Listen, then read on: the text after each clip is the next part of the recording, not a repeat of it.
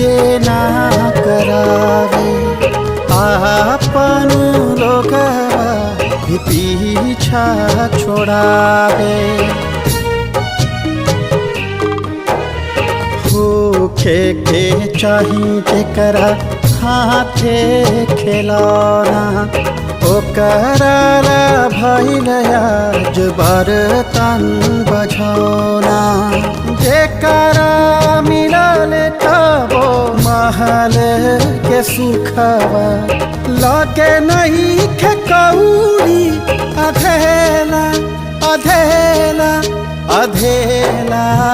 केहू नहीं जाने समैया के खेला।